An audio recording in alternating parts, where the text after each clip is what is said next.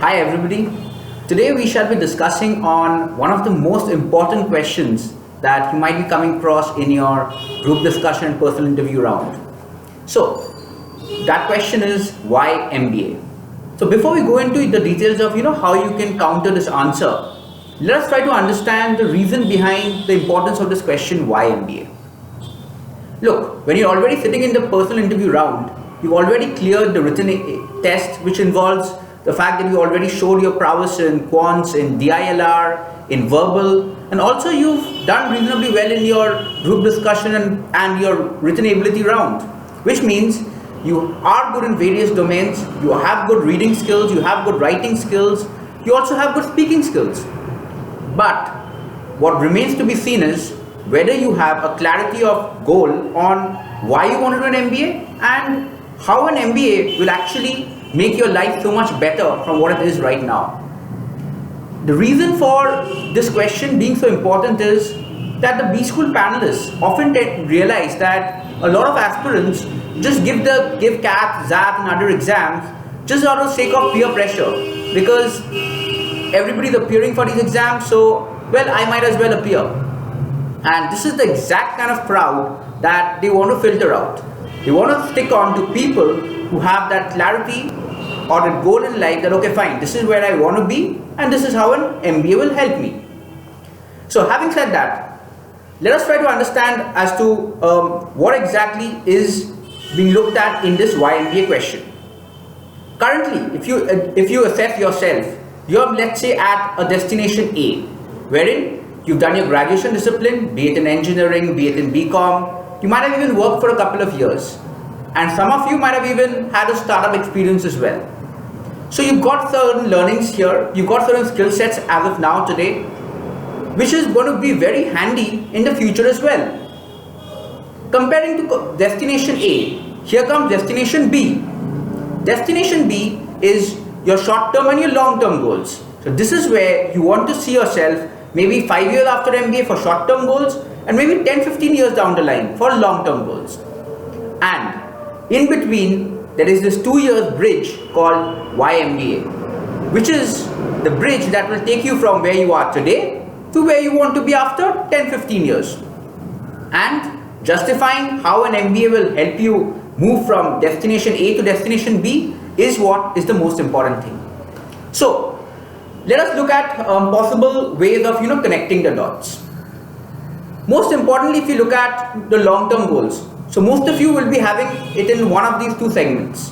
One being you want to start up something of your own. So you might have done your engineering or your BCom, or you might have even had a startup experience, but now after doing an MBA, after maybe 10-15 years or maybe immediately, you want to start up. So how can an MBA help somebody who wants to be an entrepreneur?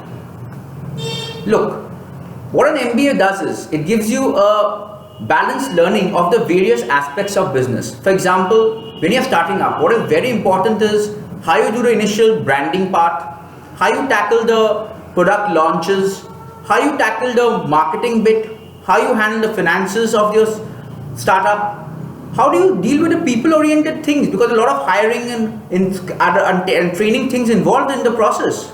So having said that, what an MBA will do is it will give you an overview of all these aspects of business. Next, so now that you've got the idea, what else is important is that initial startup idea, which is going to be that 1 in a million kind of an idea. How do you come up with that? And the best way to come up with such an innovative idea is if you have the right ability to brainstorm with like-minded people, with people who are equally ambitious as you, and people who can maybe be a part of your co-founding team, which is where your MBA tag will help you a lot, because it will help you connect with MBA fraternity across top B schools across the country. It will also help you in getting people in your batch itself who would be having good ideas for you to maybe carry forward or to explore. Also, at any point of time, you have a 200 or 300 odd people to go back to for suggestions on your startup. Next thing is scalability. Now, when we talk of scalability of a startup, what is required is, one is the plan of how you want to expand to various other cities or various other countries, and the second aspect is finances. And the most important source of finances is funding. Now, presently there are so many startups going around, and angel investors would look at two things when they are deciding who to invest in and which startups to not invest in. And the most two important key criteria are whether your startup idea is good, which should be good if you have a good co-founding team and people are creative in mindset. And the second aspect is they want to see the credibility of the co-founding team. They want to see the credibility of the founders, which is where your B School tag will help you immensely, because people will realize that you are somebody who can be trusted upon. Your idea is already good. Plus, considering the fact that you're from this B School, you should be able to create a successful venture, which is what will help you in getting that funding. The next important aspect is networking. At any point of time, you know that in the 2-year program, you'll be having a senior batch as well as a junior batch to look up to. So you have basically 3 batches who are very closely interacting with each other at all point of time. So at any point of time, after 10-15 years, if you need to come up with the strategic tie-ups with other organizations, you know who to reach out to, because your batchmates, some of them who will not be in the startup world, will be in top positions in corporate firms, and you have the right channel to explore your startup. Okay, so that is for those who are looking at entrepreneurship as a long-term goal, how they can benefit out of an MBA program. What about somebody who's not exactly looking at entrepreneurship? He wants to continue in an MNC firm, but he wants to be in a strategic role, or maybe in a more decision-making role, be it in the marketing segment, be it in the finance segment, be it in the operations segment. So coming to them, the most important challenge that most of you will be facing or might be facing right now in your current job is that, let's say you come up with a very good idea and you feel that it's a very creative idea and that is something which could actually help your organization grow. But when you suggest it to your team lead, the first response you get is, listen, you've been hired to do a particular kind of work, just do that work, and you're not neither qualified enough nor skilled enough to give recommendations on so much more important things. And in the process, what might happen is your ideas may just be pushed away. This is where an MBA will help you. Post MBA, you'll be joining an organization in a more decision-making role, and that is when actually people will be looking up to you for making strong decisions, for taking decisions when the team is in a difficult situation, and your opinion will be valued a lot more. And that is not just something which is satisfying, it is also something which will make you realize your utmost creativity and do what you like doing best. So that one more aspect about decision making is credibility of decision making. For example, if you are a consultant and you are advising a client, and the client knows that you're from a top B school who's gone through a rigorous program of learning, who's also got industry experience, they'll obviously be valuing your advice a lot more, which is where your ability to pitch the ideas directly to the client will also increase. The same thing happens if you are in an internal strategic role for your company. Next, I'll just give a few words of caution. So what they are absolutely against is people who come up with the why MBA, reason being that they did not like engineering or they are bored with their current job.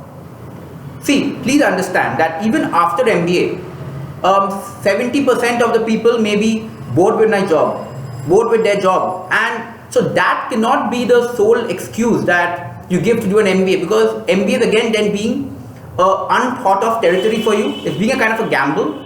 And there's all that likelihood that you may not like your job even after MBA, or maybe you might not like the course curriculum of an MBA. Having said that, it's best to avoid statements like being bored with your job or being bored with your current education discipline. Okay, another aspect is about the money. So you need not be upfront, blatant about the fact that an MBA is all about money. I understand that some of you might be doing it because of money, but that is something, even if you mention, it should be maybe the 3rd or 4th point, not before that. So you should be having some concrete reasons on why MBA, and then maybe you can just mention about the money aspect. Another thing is to justify your point of why MBA. It would be really helpful if you have an idea about what MBAs do and the kind of work they do in the kind of domain that you want to be in. For example, if you're talking about entrepreneurship, do you know of some MBAs who are working as entrepreneurs right now after graduating from that B school?